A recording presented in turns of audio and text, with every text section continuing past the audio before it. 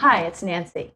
Should you be buying a home now? Are you really a buyer in this market? There have been major changes in the market, but what does that really mean to you as a buyer?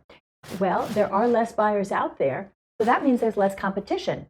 On the other hand, there are fewer homes on the market, and so there's less to choose from. But the sellers who have their homes listed for sale right now are serious. Let's talk about the facts. We had the first wave when everything stopped dead. There were no showings allowed. Listings were pulled from the market. They were either withdrawn, canceled, or put on hold. And existing escrows either canceled or had to be extended. The second phase was vacant homes were allowed to be shown, at least in LA County. So that brought back some unsold inventory, mostly from flippers or people who had already moved out of their homes. Then we had the third wave of occupied homes with particular safeguards in place and protocols. So who are the buyers who are out there looking right now?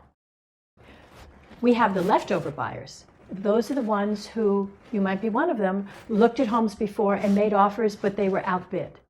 They still have a really burning desire to buy a home.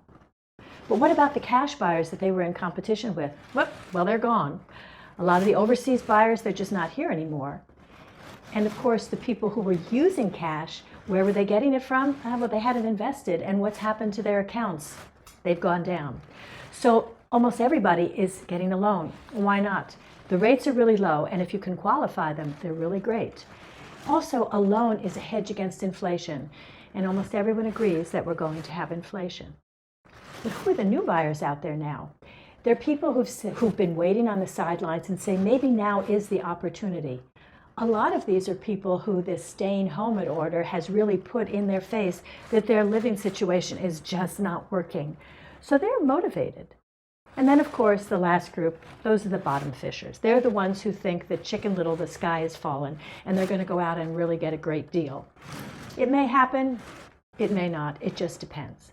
What remains to be seen, and what we don't know, is where the market is going to be in 6 months. If when all of this is passed, we have a flood of new inventory that's been held back, that may mean a better buyer's market because they'll have more to choose from. On the other hand, if buyers don't have as much to choose from because the inventory has not recovered and it's gone down, that may cause the prices to go back to pre-COVID-19. We just don't know.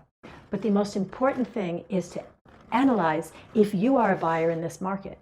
Maybe you think one way today, but keep on top of it because next week you may think differently.